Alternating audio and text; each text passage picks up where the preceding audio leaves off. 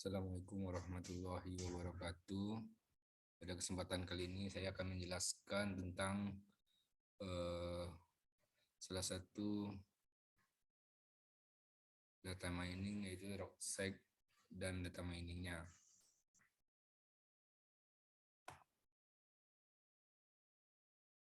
Rockseq merupakan salah satu teknik artificial intelligence AI berbasis matematika yang dikembangkan oleh Paul Lab pada tahun 1980.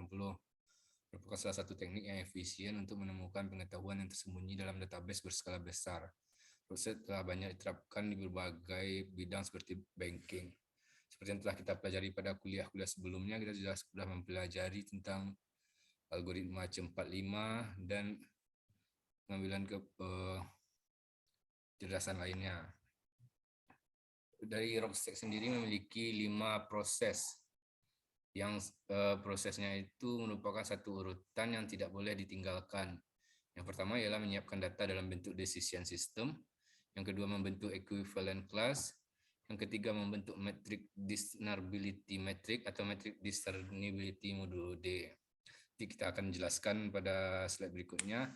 Yang keempat adalah melakukan proses reduction, di mana proses reduction ini sebelumnya kita harus mencari dulu nilai-nilai reduct dari decision system yang kita punya berdasarkan metric discernibility yang telah kita cari sebelumnya. Yang kelima ialah menghasilkan pengetahuan atau knowledge atau rules yang ada.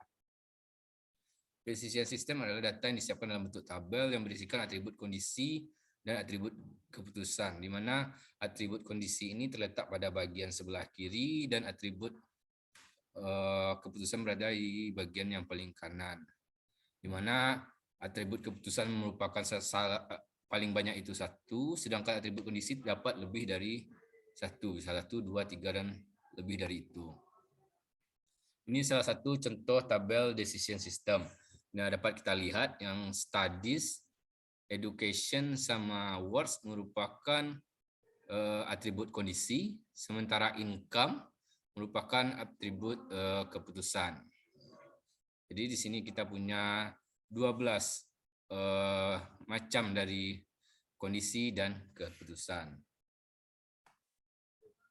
Pertama kita akan belajar setelah kita memiliki decision system ini, selanjutnya kita akan membaginya ke dalam equivalent class, yaitu mengelompokkan objek-objek yang mempunyai nilai atribut kondisi yang sama.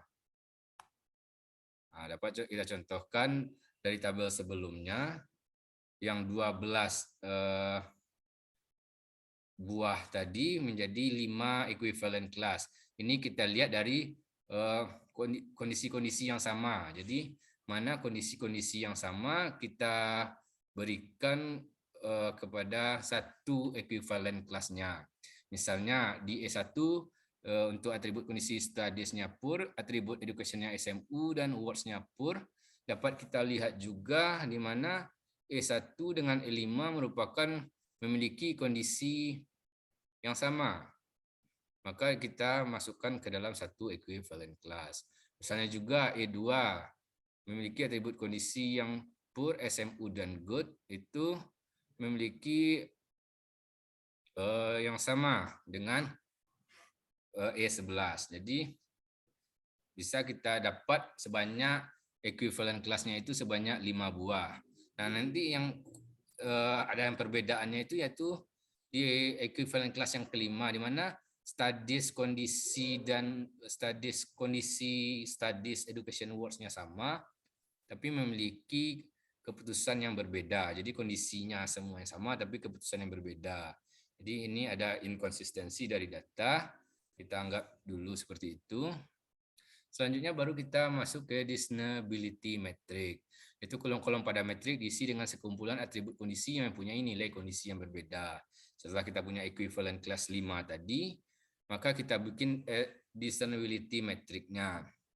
Jadi karena kita punya 5 equivalent class, berarti kita bikin metrik 5 kali 5. Di mana kita bikin dulu di mana yang metrik EC1 yang metriknya sama, diagonal kita isi dulu X, karena tidak ada, maka discernibility-nya adalah kita cari nilainya yang berbeda dari antara EC1 dengan EC2, EC2 dengan EC1 dulu, maka nilai yang berbeda adalah di kondisi yang C.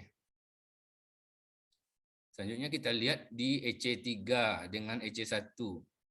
Maka nilai kondisi yang berbeda adalah kita lihat EC3 di stadisnya berbeda, berarti yang A-nya berbeda. Sementara yang di B di C-nya sama, maka yang akan kita isi adalah A. Kita lihat juga EC4 dengan EC1. Kita lihat EC4 dengan EC1 berarti stadisnya berbeda, educationnya berbeda, tapi words-nya sama. Berarti A dan B-nya sama. Berarti setelah itu kita isi ke AB. Begitu selanjutnya untuk EC5 dan EC1, EC3 dan EC2, EC4 dan EC2, EC5 dan EC2, EC4 dan EC3, dan EC5 ke EC3. Jadi setelah kita dapatkan yang diagonal ke atas, maka bisa kita isi kolomnya menjadi baris pada diagonal yang di bawahnya. Selanjutnya discernibility metric modulo D. Jadi ada sedikit perbedaan antara discernibility metric dengan discernibility metric modulo D, di mana di discernibility metric modulo D, kolom-kolom pada metrik diisi dengan sekumpulan atribut kondisi yang mempunyai nilai kondisi berbeda, juga berbeda nilai keputusannya. Nah, jadi kalau tadi hanya kondisinya saja yang berbeda yang kita pertimbangkan, namun di sini kita juga harus memiliki nilai keputusan yang berbeda. Jadi setelah kita juga bikin seperti tadi, kita lihatlah dari decision system yang kita punya, equivalent class yang kita punya tadi, mana yang memiliki kondisi yang berbeda dan juga keputusan yang berbeda. Kita lihat yang berbeda dulu, EC2 dengan EC1. EC2 di EC1, kita lihat yang berbedanya adalah di kondisi C, dan income-nya keputusannya berbeda, maka itu masuk ke dalam modulo D-nya. Kita lihat yang contohnya keputusannya sama, misalnya kita lihat EC3 dengan EC4. EC3 dengan EC4. EC3 memiliki nilai education yang berbeda, SMU dan diploma, namun memiliki income yang sama. Berarti dia tidak kita masukkan ke dalam discernibility metric modulo D. Setelah kita mendapatkan tabel discernibility modulo D, barulah berikutnya kita melakukan proses reduction. Proses reduction digunakan untuk memilih atribut kondisi yang akan digunakan untuk menghasilkan pengetahuan dengan cara membuat persamaan aljabar linear berdasarkan metrik tadi. Bisa jadi dari metrik discernibility metric atau discernibility metric modulo D. Keputusan pengetahuan yang dihasilkan dengan kita mengambil discernibility metric tetap akan berbeda dengan discernibility metric modulo D. Nanti kita bisa buktikan sendiri perbedaannya. Setelah kita akan coba dulu dengan discernibility metric modulo D, di mana setelah kita dapat tadi aljabar booleannya kita dapat tadi dari tabel discernibility metric modulo D, di mana C dan A dan AB dan ABC kita bikin, atau C dan A dan A gabungan B dan A gabungan B gabungan C. Jadi setelah kita cari nilai booleannya, maka didapatkan hasil AC. Jadi berarti nilai reduknya AC. Begitu juga seterusnya untuk E2, E3, E4, E5 berdasarkan tabel metrik yang sudah kita dapatkan. Perlu kita perhatikan di mana nilai reduk dari 5 kelas yang kita dapat memiliki nilai reduk yang yang sama, maka kita bisa ambil salah satunya. Jadi kita dapatkan nilai reduknya adalah AC, A, C, B, C, A dan B. Kita lihat lagi kenapa bisa begitu. Karena di kelas E1 dan E2 ada AC, berarti kita bisa pakai AC-nya satu saja karena kita sudah mengelompokkannya. Yang keduanya BC, yang ketiganya A, dan yang keempatnya B. Sedikit tips mencari aljabar boolean. Ini secara manual bisa kita lihat A dan A kali A tambah B tambah C, di mana dikalikan ke dalam A dikali A dikali B, A dikali C. Di mana A dan A bernilai A, AB ditambahkan A1 tambah B dan tambah AC. Oke, dapat nilai A. Begitu juga sebaliknya. Teman-teman juga bisa nanti mencari nilai aljabar boolean berdasarkan kalkulator untuk bisa lebih mudahnya. Tapi konsepnya seperti ini. Saya akan mencontohkan dulu menggunakan kalkulator. Teman-teman, kita bisa share screen-nya, kita buka dulu.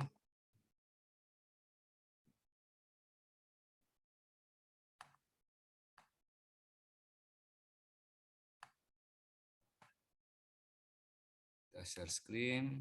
Kita bisa bikin jadi kalkulator aljabar boolean. Kita bisa masukkan tadi, kita contohkan yang tadi saja.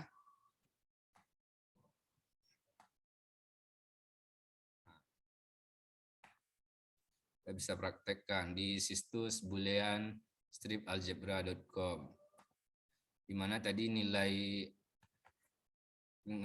kita dapatkan nilai C gabung A gabung B, maka kita bikin kita praktekkan menggunakan kalkulator boolean. C A gabung B, A gabung B gabung C.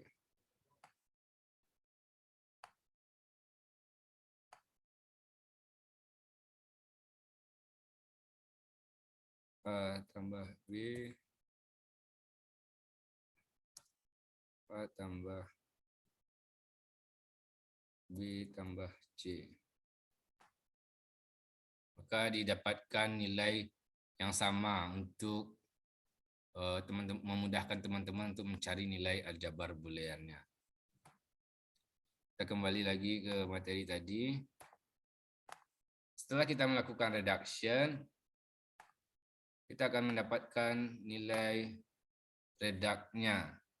Dan selanjutnya kita mendapatkan pengetahuan berdasarkan nilai reduk tadi, di mana untuk nilai reduk AC, if studies sama dengan pool dan work sama dengan, maka then income. Teman-teman bisa lihat, misalnya kita praktikkan yang AC.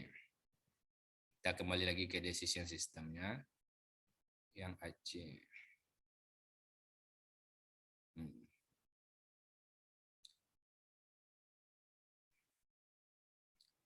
Jadi kita bisa dapatkan jika if studies sama dengan pool and works sama dengan pool, maka kita akan mendapatkan income nol. Bisa juga if studies sama dengan pool, works sama dengan good, maka akan dapat nilai keputusannya low. Itu sebaliknya kita akan yang mendapatkan nilainya yang berbeda. Jadi kita mendapatkan pengetahuan sebanyak 14 pengetahuan. Baik, untuk lebih mudahnya kita juga bisa menggunakan software lain yang disebut Rosetta, dan kita juga akan mempraktekkan bagaimana penggunaan Rosetta. Jadi kita coba penggunaan Rosetta.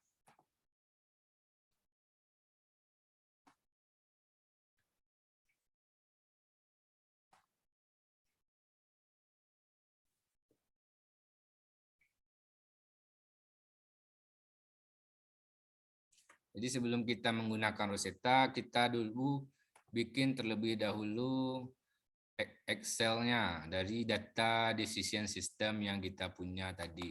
Kebetulan saya sudah bikin tadi dengan judul latihan income. Jadi teman-teman bisa bikin nanti decision systemnya dan di save dengan format XLS. Jadi kita save dengan format XLS, 97 Excel dengan Excel 97 2003. Karena aplikasi Rosetta yang kita punya supportnya adalah dengan Rosetta dengan Excel 97 dan 2003. Nah, kita akan coba praktekkan. Kita buka software Rosetta-nya, kita ambil file, kita ambil new.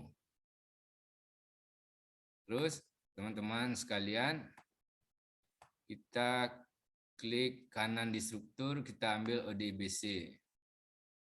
Lalu kita ambil data file Excel kita tadi di Open Database. Tadi saya menyimpannya di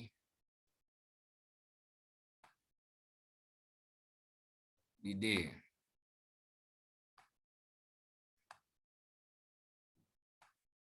Di D.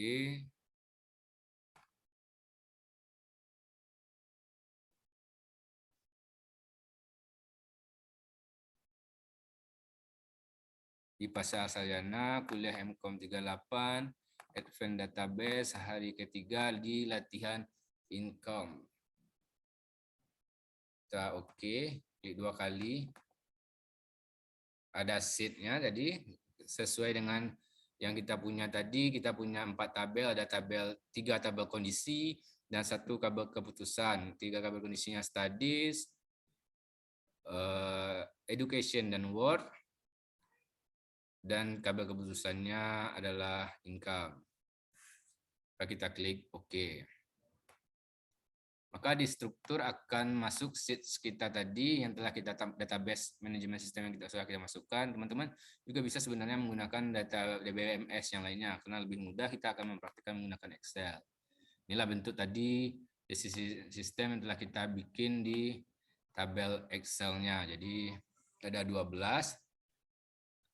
Setelah itu kita close. Di sheet-nya kita ambil radius untuk mengeredak tadi, reduction tadi.